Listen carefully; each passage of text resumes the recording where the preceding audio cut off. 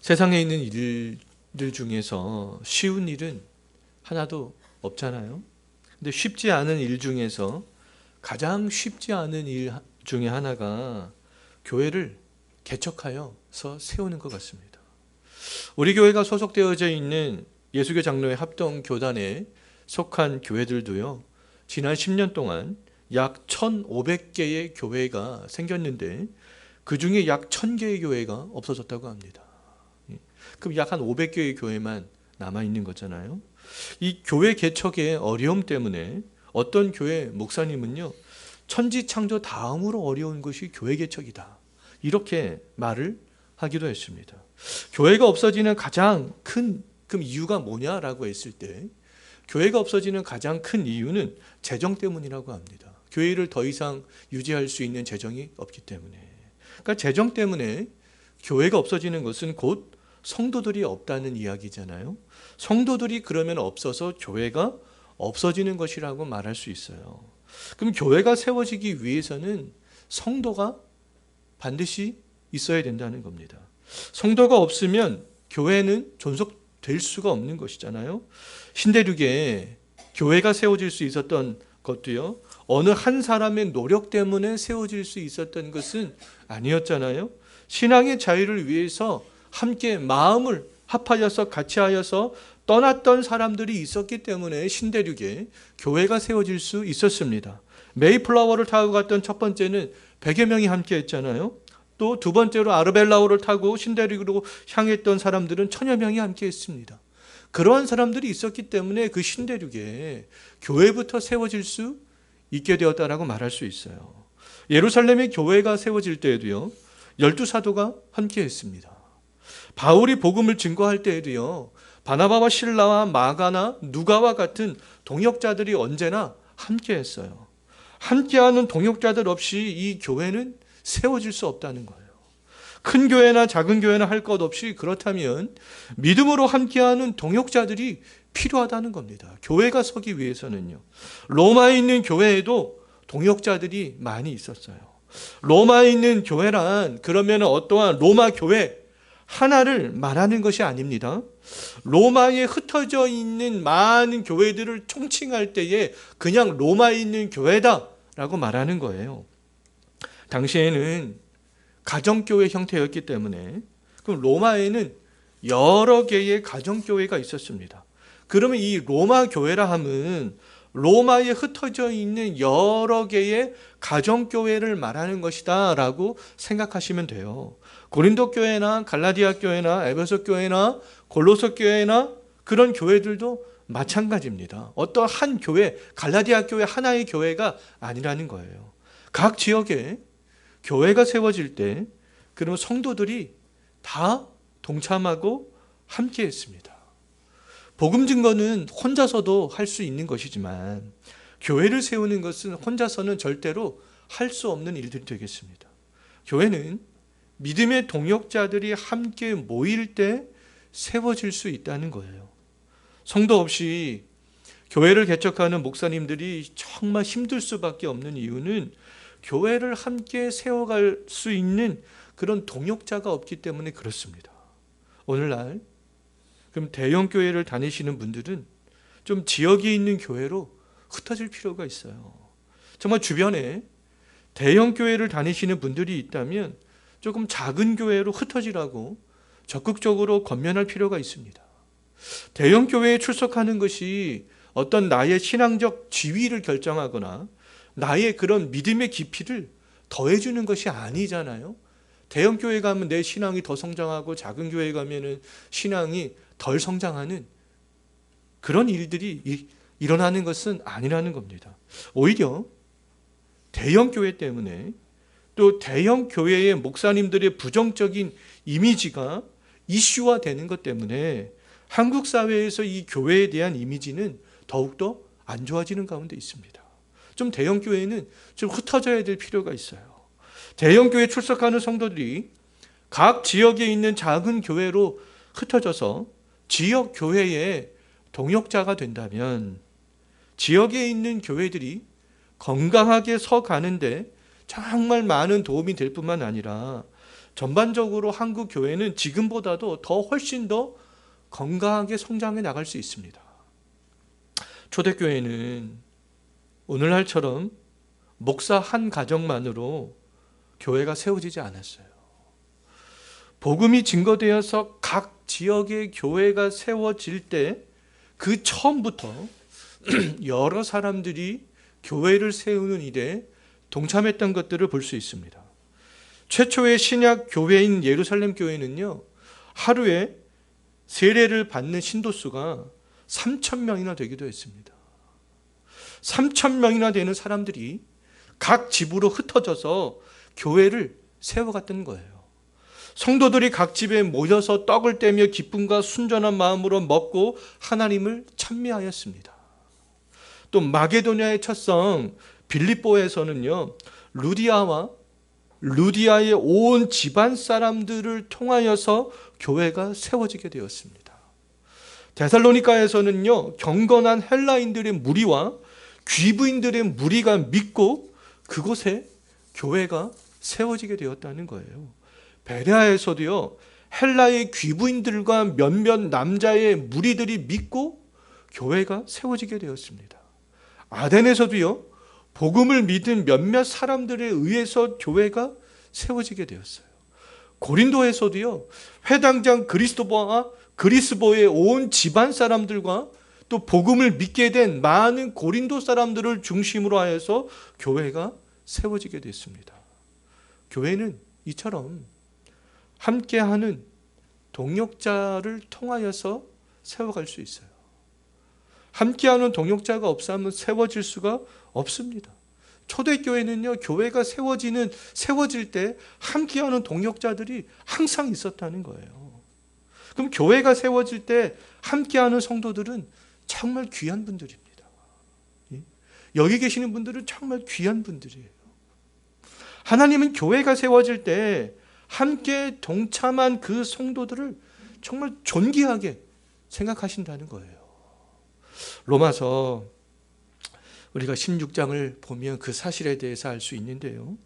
로마서 16장에서 가장 많이 반복되어지는 단어가 문안이라는 단어입니다. 문안.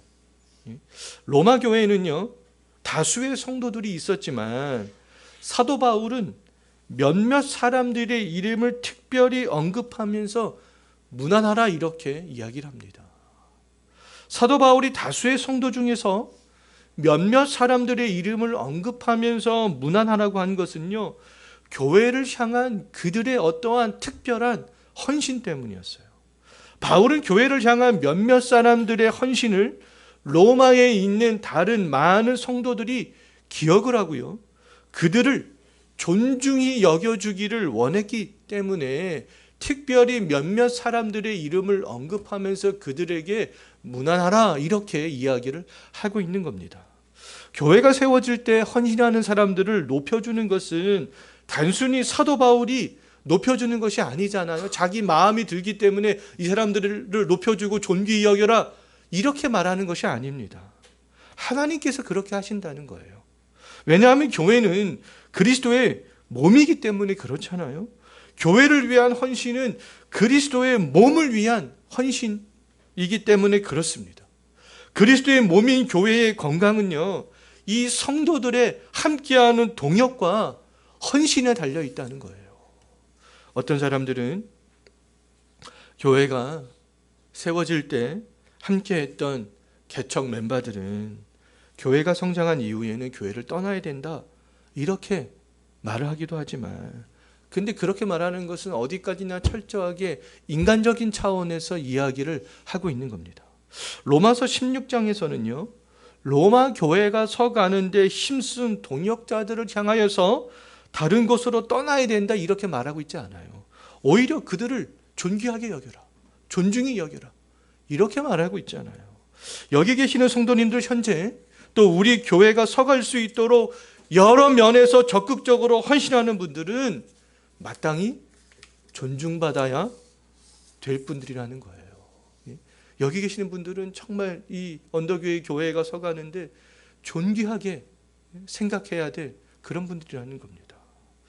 교회를 그러면 세워가는데 이 동역자가 되기 위한 뭐 특별한 자격이 있는가? 예? 특별한 자격이 있겠어요? 특별한 자격은 없습니다.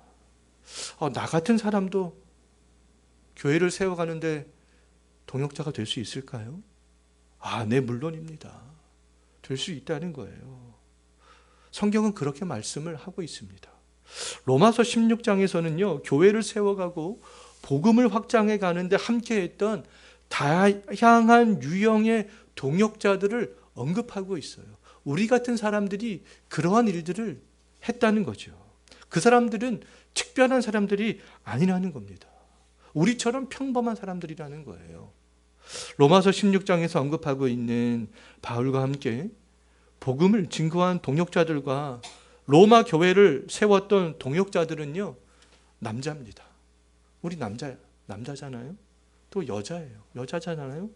또 부부도 있었어요. 여기 부부도 있잖아요. 친척도 있습니다. 여기 친척도 있잖아요. 결혼하지 않은 자매도 있어요. 결혼하지 않은 자매도 있잖아요. 모자 관계도 있습니다. 사회적 지위가 높은 사람도 있어요. 사회적 지위가 낮은 사람도 있었어요. 부유한 사람도 있었습니다. 또 특별한 고위, 공직에 있었던 사람들도 있었어요. 이처럼 교회를 세우는 일에 동참하는 사람은요, 누구든지 할 수 있다는 거예요. 누구든지 할 수 있다는 겁니다. 우리가 이 사람들의 특징에 대해서 우리가 좀 하나씩 살펴보도록 하겠는데요. 첫 번째로, 교회를 세우는 일들은요, 여성들이 앞장설 수 있다는 거예요. 여성도 이 교회를 세우는데 헌신하고 그렇게 할 수 있다는 거예요. 교회를 세우는 동역자로서의 여성은 빼놓을 수가 없습니다. 초대교회 시절부터 여성의 역할은요, 교회가 서감에 있어서 굉장히 중요했어요. 1절 한번 보십시오. 누구의 이름이 언급되어져 있습니까? 베베. 앞에 수식어가 붙어 있잖아요. 자매 베베. 로마 교회의 성도는요, 아니었어요. 베베는 설명이 되어져 있잖아요. 갱그리아 교회의 일꾼이었습니다. 갱그리아는 고린도에 있는 항구 도시였잖아요. 그럼 베베는요, 고린도 교회의 일꾼이었다는 거예요. 고린도 교회가 서가는데 굉장히 헌신했던 그러한 자매였다는 겁니다. 고린도 교회의 일꾼이었던 자매 베베가 고린도 교회를 위해서 한 일은 크게 두 가지로 그렇게 말씀하고 있잖아요. 첫 번째는 2절 마지막 부분에 있습니다. 고린도 교인들과 바울의 보호자 역할을 했다. 아니, 여자가 보호자 역할을 했어? 그것도 자매가? 처녀가? 재정적으로 부유했기 때문에, 그런데 이 베베는요, 보호자 역할을 할 수 있었다는 거예요. 자매 베베는 고린도 교회의 성도들과 바울의 사역을 위해서 재정적으로 굉장히 헌신했다는 것들을 알 수 있습니다. 베베는 여성이 심하게 차별받는 사회에서 여성뿐만 아니라 남성의 보호자 역할까지 그렇게 했던 거잖아요. 바울은 고린도 교회에서 보호자 역할을 했던 베베를 로마 교회에 추천합니다. 학자들은 고린도 교회에서 바울이 기록한 이 로마서를 자매 베베가 로마로 가지고 갔을 것이다, 이렇게 추정을 하고 있어요. 그럼 자매 베베가 이 기록된 로마서를 가지고 로마로 갔을 때, 고린도에서부터 로마로 갔을 때 바울은 그런데 좀 우려되는 것이 있었어요. 그 우려되는 것이 무엇이었는가?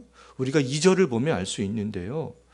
바울은 혹시라도 로마에 있는 교인들이 베베가 자매라고 해서 업신여기거나 가볍게 여기게 될 것을 좀 걱정했습니다. 그래서 바울은 이 로마 교인들을 향해서 지금 뭐라고 말하고 있어요? 자매 베베를 합당한 예절로 영접해야 된다, 이렇게 말씀하고 있잖아요. 그리고 그녀가 자매이기 때문에 행여라도 로마에서 어려움을 당할 때에 무엇이든지 도움을 주라, 이렇게 말하고 있습니다. 바울은 이렇게 참된 성도의 교제를 위해서 굉장히 세심한 것까지 신경을 쓰고 있는 것을 볼 수 있어요. 베베 이외에도요, 6절을 보게 되면 마리아가 있습니다. 또 12절을 보게 되면 3명의 여성의 이름을 언급하고 있는데 두르베나와 두르보사와 버시가 있습니다. 이들은 로마 교회를 위해서 구체적으로 어떤 수고를 했는지 알 수가 없지만 교회를 위해서 남다르게 많이 수고를 한 그러한 여성들이라는 거예요. 그래서 교회는 이와 같이 이러한 여성의 사역과 헌신으로 인하여서 든든히 서갈 수 있게 된다는 겁니다. 두 번째로 교회를 세울 수 있는 사람은 누구냐 하면 부부입니다. 부부가 함께 교회를 세워 나갈 수 있다는 거예요. 부부가 함께 교회를 세우는 일에 동참하는 것은 굉장히 복된 일이라는 겁니다. 3절 한번 보십시오. 교회가 서가는데 함께 동참한 부부가 누구였습니까? 브리스가와 아굴라였지요. 또 다른 성경에서는 브리스길라 이렇게 부르기도 합니다. 이 부부는요, 사도 바울을 위해서 수많은 그런 헌신을 했습니다. 오늘 본문에는 나오지 않지만 사도행전을 보면 잘 알 수 있는데요, 이 부부는요, 바울을 위해서 거처를 마련해 주었습니다. 때로는 바울과 함께 전도 여행을 떠나기도 했어요. 더 나아가서 이 부부는요, 고린도 교회 성도들이 위대하게 생각했던 아볼로를 가르쳐 주기도 했습니다. 오늘 본문 또 4절 한번 보십시오. 부부 브리스가와 아굴라는요, 사도 바울을 위해서 어떤 일까지 했습니까? 자기들의 목숨까지 내놓을 정도의 그런 헌신을 했다는 거예요. 구체적으로 언제 사도 바울을 위해서 목숨을 내놓았는지는 알 수 없지만 위험에 빠진 그 사도 바울을 구하기 위해서 자기들의 목숨을 아까워하지 않았다는 것만큼은 사실인 것 같습니다. 왜냐하면 그에 대한 소문들이 쫙 퍼져나왔기 때문에 그래요. 4절 마지막 부분 한번 보십시오. 사도 바울의 목숨을 구하기 위해서 자신들의 목숨까지 아까워하지 아니했던 브리스가와 아굴라에 대한 소문이 어디에까지 퍼져갔습니까? 이방인의 모든 교회까지 다 퍼져나갔다. 그러한 사실이 이방인의 교회까지 알려졌기 때문에 이방인의 교회가 브리스가와 아굴라 부부에게 감사하고 있는 것이죠. 이 부부는 바울을 통해서 확장되어져야 할 하나님 나라를 정말 소망했기 때문에 바울과 자기들의 목숨을 맞바꾸려고 했던 거예요. 자, 세 번째로 교회를 세우기 위해서 자신의 집을 예배 장소로 기꺼이 내놓은 그런 사람이 있었다는 거예요. 5절 한번 보십시오. 저희 집에 있는 교회에도 문안하라 라고 그렇게 한 것은 자기 집을 교회로 기꺼이 내놓았기 때문입니다. 저희 집에 있는 교회에도 문안하라. 자기 집을 교회의 장소로 그렇게 내놓았다는 거예요. 그 사람이 누구였습니까? 에베네도. 에베네도는요, 자기 집을 예배 장소로 기꺼이 내놓았습니다. 에베네도는 아시아에서 처음으로 복음을 믿게 된 사람이었잖아요. 교인들이 그런데 정기적으로 자기 집에 오는 것을 전혀 귀찮아하지 않았다는 겁니다. 청소도 좀 해야 되고 물건도 좀 이렇게 치워놔야 되고, 그런데 그런 거 전혀 귀찮아하지 않았다는 거예요. 자기 집이 예배의 장소로 사용되는 것을 굉장히 기뻐했다는 겁니다. 네 번째로 교회를 세우는 일들에 또 많은 친척들이 동참할 수 있다는 겁니다. 7절과 11절과 21절을 보게 되면 총 6명의 바울의 친척의 이름이 나열되어져 있어요. 7절에는 안드로니고와 유니아, 11절에는 헤로디온, 21절에는 누기오와 야손과 소시바더입니다. 바울의 친척 중에 안드로니고와 유니아는 바울보다 먼저 복음을 듣고 믿게 된 사람들이었잖아요. 이들은 복음의 초창기 멤버로 예루살렘에 있는 사도들까지 굉장히 존중히 여기는 사람들이었다, 이렇게 말하고 있습니다. 복음의 초창기 멤버이기 때문에 사도들이 지금 이 사도 바울의 친척들의 이름까지라도 기억하고 있는 것이죠. 그리고 그들을 굉장히 높게 그렇게 평가를 하고 있는 겁니다. 안드로니고와 유니아와 헤로디아는요, 근데 로마에 있는 교회에서 섬겼고요. 이 누기오와 야손과 소시바더는 고린도에 있는 교회에서 그 교회의 일꾼의 역할을 감당했던 그런 사람들이었어요. 신앙 안에 있는 친척들이 같은 교회에서 일꾼으로 섬기든지 다른 교회에서 일꾼으로 섬기든지 상관없이 정말 중요한 것은 많은 친척들이 복음을 믿고 교회를 세워가는 일꾼이 되었다는 사실 아니겠어요? 친척들이 모여서 정말 바른 복음 위에 힘을 합친다면 이 교회를 세워가는데 더 큰 열심을 낼 수 있게 되는 것이죠. 자, 다섯 번째로 교회를 세우는 일에 모자가 동참할 수 있습니다. 13절 한번 보십시오. 누굽니까? 루퍼와 그의 어머니.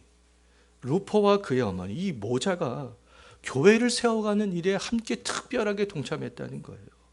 루퍼의 어머니는 바울이 자신의 어머니라고 부를 만큼 가까운 사이였습니다. 루퍼와 그의 어머니는 로마 교회가 서갈 수 있도록 최선을 다해서 섬겼던 것이죠. 이 모자들이 충분히 교회를 서가는데 최선을 다할 수 있다는 거예요. 또 여섯 번째로 교회를 세우는 일에 이제 온 가족이 동참할 수 있습니다. 10절과 11절을 보게 되면요, 아리스토블로의 권속이다라는 말이 나와요. 또 11절을 보게 되면 나기수의 가족이 이렇게 언급이 되어져 있습니다. 이 권속과 가족이라는 말들은요, 온 집안 사람들이 다 포함된 말이에요. 그들의 직계 가족뿐만 아니라 그 집에 속한 종들까지라도 다 포함이 된 겁니다. 이처럼 이 로마 교회 안에는요, 교회가 든든히 서 가도록 온 집안 사람들이 그렇게 다 동참하기도 했다는 겁니다. 자, 일곱 번째로 또 교회를 세우는 일들은 누가 할 수 있는가? 사회적 지위가 높은 사람도 할 수 있다는 거예요. 23절 한번 보십시오. 23절을 보게 되면 가이오와 에라스도와 구아도의 이름이 그렇게 언급되어져 있잖아요. 가이오는 바울과 고린도의 온 교회를 돌볼 수 있을 정도로 경제적인 지위가 굉장히 상당했던 사람이었습니다. 에라스도는 고린도 성의 재무관으로서요, 고위 공직자였잖아요. 이들은 각자의 위치에서 자신이 할 수 있는 그런 범위 내에서 교회가 서가는데 그렇게 최선을 다하면서 헌신했던 것들을 볼 수 있습니다. 또 여덟 번째로 교회를 세우는 일들은 남녀 성도들이 함께 참여할 수 있다는 거예요. 14절과 15절을 보면 많은 사람들의 이름들이 그렇게 언급되어져 있잖아요. 교회 안에서 이 사람들이 구체적으로 어떠한 일을 했는지는 말하고 있지는 않지만, 교회 안에는 다양한 성도들의 신앙과 그런 열심과 헌신으로 세워진다는 겁니다. 내가 교회 안에서 하는 일들이 구체적으로 드러나지 않는다고 해서 교회를 세우는 일에 있어서 아무런 도움이 되지 않는 것은 아니잖아요. 22절을 보면 또 알 수 있는데요. 22절을 보게 되면 로마서는요, 바울이 입으로 이렇게 불러주면요, 더디오가 그것을 받아 적었습니다. 쭉 받아 적었어요. 그럼 더디오의 사역은 교회를 위해서 어떤 특별하게 중요하게 드러나지 않는 사역처럼 보이잖아요. 근데 정말 하지만 그렇지 않잖아요. 더디오가 로마서를 받아 적었기 때문에 로마 교인들뿐만 아니라 오늘날 우리들도 지금 로마서를 읽고 있는 거예요. 중요한 것은 나의 헌신과 수고가 드러나든지 드러나지 않든지 교회가 건강하게 서갈 수 있도록 그 많은 무리에 속하여서 힘을 다하는 것이 중요하다는 겁니다. 그러한 사실들을 14절과 15절에서 많은 사람들의 이름들을 언급하는 것을 볼 때 알 수 있다는 거예요. 이와 같이 교회는 다양한 사람들의 헌신으로 세워질 수 있습니다. 또 16절을 보게 되면 교회를 함께 세워가는 그러한 동역자들을 향해서 거룩한 입맞춤으로 문안하라 이렇게 말씀하고 있잖아요. 거룩한 입맞춤으로 문안하는 것은 서로가 서로를 그리스도 안에서 신앙인으로서 존중해주고 인정해주는 그런 행위가 되겠습니다. 성도 간의 입맞춤은 오늘날 우리나라 정서와는 맞지 않는 그런 행위지만 당시에는 자연스럽게 할 수 있는 그러한 행위였다고 합니다. 그리스도 안에 있는 한 형제됨의 행위로 이러한 것들을 얼마든지 할 수 있었다고 그렇게 이야기를 하고 있어요.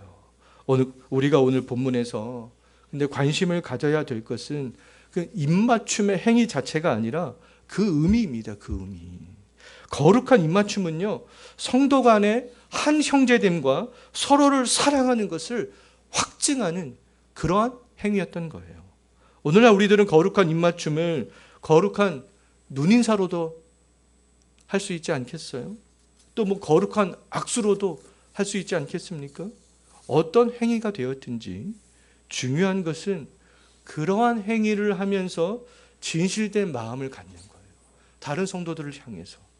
예수님을 향한 가룟 유다의 입맞춤이 있었지만 그 입맞춤은 거짓된 입맞춤이었잖아요. 예수님을 팔아 넘기기 위한 그러한 입맞춤이었습니다. 그럼 교회를 세워가는 성도들이라면 가룟 유다처럼 거짓된 마음으로 다른 성도들과 입맞춤을 해서는 안 된다는 거잖아요. 눈인사를 하고 거짓된 마음으로 눈인사를 하고 거짓된 마음으로 악수를 해서는 안 된다는 거잖아요. 가룟 유다처럼 그런 행위를 하면서도 다른 마음을 품어서는 안 된다는 거잖아요. 교회를 세워가는 사람들이 해야 할 일은 다른 성도들과의 거룩한 인사가, 다른 성도들을 인정해주는 그런 것들이 우리 마음에서부터 이루어질 수 있도록 그렇게 해야 한다는 것입니다. 교회가 건강하게 서가기 위해서 또 교회의 모든 성도들이 함께 합심하여서 해야 될 일들이 있는데요. 그것이 무엇인가? 17절 한번 보십시오. 17절에서 뭐라고 말씀하고 있습니까? 너희가 배운 교훈을 거스르는 사람들을 마지막 서술어를 보게 되면 살피라. 살피라. 지금 로마 교회가 많은 사람들의 수고와 헌신으로서 든든하게 서 가는 가운데 있잖아요. 그런데 그러한 교회가 위험에 직면하게 되는 것은요, 참된 복음의 말씀을 거스르는 거짓된 교훈을 가르치는 사람들의 미혹될 때 교회가 위험하게 될 수 있다는 겁니다. 그렇기 때문에 그러한 사람들을 살피라는 거예요. 로마 교인들이 배운 교훈은 바른 복음이잖아요. 바른 복음. 바른 복음 위에 서 있으면 나타나는 결과들은 좋을 수밖에 없습니다. 나타나는 열매들은 좋은 열매를 맺을 수밖에 없어요. 그런데 교회가 바른 복음에 서 있지 않으면 나타나는 결과들은, 열매들은 좋지 않은 열매들을 양산할 수밖에 없습니다. 성도들은 교회가 바른 복음 위에 서 있는지 그렇기 때문에 항상 살펴야 되는 거예요. 살펴야 됩니다. 내가 교회를 위해서 축출나게 많은 헌신을 했다 할지라도 그 교회가, 내가 헌신한 교회가 바로 서가기 위해서는 이 교회가 정말 바른 복음 위에 서가고 있는지 살펴야 된다는 겁니다. 특별히 성도들이 살펴야 될 사람들은 거짓 교사들이에요. 성경의 교훈과는 다른 모습을 보이는 사람들이 되겠습니다. 거짓 교사들도 교회 안에서 말씀을 선포하고 가르치기 때문에 살피지 않으면 알 수도 없어요. 거짓 교사는 목사도 될 수 있습니다. 얼마든지 될 수 있어요. 처음에는 목회를 말씀 가운데 잘 그렇게 목회를 하다가 신실하게 하다가 어느 순간에 물질의 유혹이 되고 세상의 유혹이 되고 그렇게 나갈 수 있잖아요. 꼭 이단의 유혹되어지만 거짓된 가르침이다 이렇게 말할 수는 없습니다. 이 거짓 교사들도 분명히 그리스도를 말하고 성경의 내용들을 가르친다는 거예요. 그런데 그들이 그리스도를 말하고 성경의 내용을 가르치는 것이 누구를 위해서 그들이 정말 그렇게 하는 것이냐. 18절 한번 보십시오. 그들이 그렇게 하는 것은 그리스도를 말하는 고 그리스도를 가르치는 것은 그리스도를 섬기기 위해서 그들이 정말 그렇게 하는 것이 아니라는 겁니다. 그들의 속마음은요, 어디에 있어요? 자기 배를 섬기기 위함이다. 이렇게 말하고 있잖아요. 하나님의 영광을 위해서 말씀을 선포하고 그리스도의 몸인 교회를 건강하게 세워가기 위해서 말씀을 가르치는 것이 아니라는 겁니다. 자기 배를 위해서 그렇게 하고 있다는 거예요. 자기 자신을 위해서 그렇게 하고 있다는 겁니다. 예수 그리스도에 대해서 선포하고 가르치지만 그 목적이 자기 자신에게 있다는 거예요. 거짓 교사들은 성도들을 자기 사람으로 만드는 것에만 관심이 있습니다. 정말 온 우주적인 예수 그리스도의 몸된 교회가 붕괴되든 말든 자기 교회만 성장하면 그만이라고 생각하는 사람들도 제가 볼 때는 이 범주에 포함되는 것 같아요.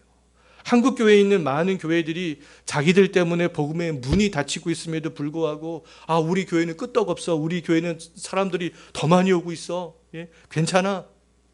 이렇게 생각하는 사람들이 자기들의 배만 섬기는 사람들이 아니겠어요? 이들의 입술에서는 그리스도가 선포되지만 정말 교활한 말과 아첨하는 말로 그렇게 할 뿐이라는 거예요.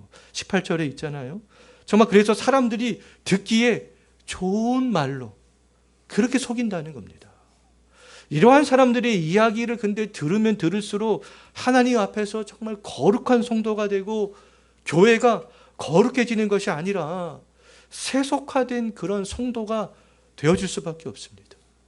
교회가 세상과 구별이 되지 않는 곳이 될 수밖에 없어요. 거짓된 종교적인 열심이 가득 찬 사람들만 양성할 수밖에 없습니다. 미혹되지 않도록 성경으로 분별해야 되는 것이죠.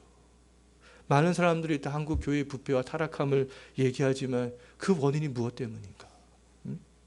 바로 제가 봤을 때는 이 오늘 로마서 본문 말씀이 있는 이런 이유 때문이 굉장히 크다고 볼 수 있습니다.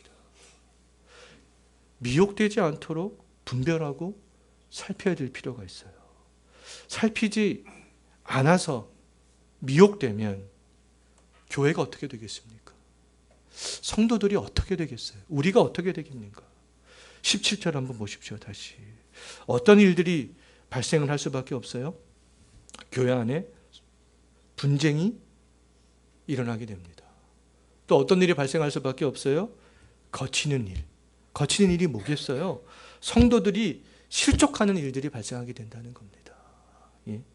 믿음에서 떨어지는, 믿음이 약화되는 그런 일들이 발생하게 된다는 거예요. 오늘날 많은 교회들이 분쟁하는 이유, 교회 대 교회가 분쟁하고요, 성도와 성도가 분쟁하는 이유가 뭐겠습니까? 실족하는 성도들이 점점 많이 생기는 이유가 뭐겠어요? 가난한 성도들이 점점 더 많이 생기는 이유가 뭐겠어요? 성경의 교훈을 거스르면서 자기 배만 섬기는 사람들 때문이 아니겠습니까? 거짓된 말씀을 살피지 않는 바로 성도들 때문이라는 거예요. 분명히 성경은 거짓된 말씀을 살펴야 된다 이렇게 얘기를 하고 있지만 성도들은 전혀 살피지 않습니다. 결국에는 그 모든 책임은 성도의 책임입니다. 예. 또 목회자의 책임이겠죠. 결국에는 온 교회의 책임이라는 거예요. 성도들에게 그리고 교회에게 하나님이 원하시는 것은요, 19절 보십시오. 순종입니다. 순종. 그리고 선한 데는 더욱더 지혜롭게 되고 악한 데는 더욱더 우리가 미련하게 되는 거예요. 어떻게 하면 우리가 정말 순종하는 삶을 살 수 있겠어요? 어떻게 하면 선한 데 더욱더 지혜롭고 악한 데는 미련하게 되는 그런 삶들을 살 수 있겠습니까? 그 비결은 다른 데 없어요. 바른 복음에 서는 겁니다. 그리고 교회가 바른 복음에 서서 바로 가고 있는지 그거를 철저하게 살피는 거예요. 예? 이탈하지 않도록, 벗어나지 않도록. 그럼 바른 복음이 무엇인가? 바른 복음이 무엇이겠습니까? 바른 복음이 무엇인지는 우리가 로마서 시작할 때 1장을 통하여서 이미 살펴봤습니다. 1장 2절, 3절, 4절에서 바른 복음이 무엇인지 정의를 내리고 있어요. 바른 복음은 교회를 세우는 아주 중요한 근간이기 때문에 또 사도 바울은요, 이 로마서를 마무리하면서 다시 한번 그 바른 복음이 무엇인지를 강조합니다. 25절과 26절에서 다시 한번 그 바른 복음에 대해서 강조하고 있어요. 로마서의 시작은 그러면 이 바른 복음과 함께 시작이 되고요. 로마서의 끝은 바른 복음과 함께 마무리가 되어지는 가운데 있습니다. 이 로마서의 시작과 끝에서 복음을 강조하는 이유는 오직 이 복음을 통해서만 우리가 견고케 될 수 있고요, 순종케 될 수 있고요, 선한 데 지혜롭고 악한 데는 더욱더 미련하게 될 수 있기 때문에 그렇습니다. 로마서를 마무리하면서 우리가 기억해야 될 것은 바른 복음이라는 거예요. 예수 그리스도라는 겁니다. 예수 그리스도께 우리가 언제나 집중해야 된다는 거예요. 우리 한번 마무리를 지금 하고 있으니까 한번 확인을 해보도록 하겠습니다. 로마서 1장 2절과 3절 한번 보십시오. 로마서 1장 2절과 3절. 다 같이 한번 읽어볼까요? 이 복음은 하나님의 선지자들을 통하여 그의 아들에 관하여 성경에 미리 약속하신 것이라. 그의 아들에 관하여 말하면 육신으로는 다윗의 혈통에서 나셨고 4절까지요. 성결의 영으로는 죽은 자들 가운데서 부활하사 능력으로 하나님의 아들로 선포되셨으니 곧 우리 주 예수 그리스도시니라. 로마서 16장을 한번 보십시오. 16장 25절과 26절도 우리 한번 읽어보도록 하겠습니다. 나의 복음과 예수 그리스도를 전파함은 영세 전부터 감추어졌다가 이제는 나타나신 바 되었으며 영원하신 하나님의 명을 따라 선지자들의 글로 말미암아 모든 민족이 믿어 순종하게 하시려고 알게 하신 바 그 신비의 계시를 따라 된 것이니 이 복음으로 너희를 능히 견고하게 하실.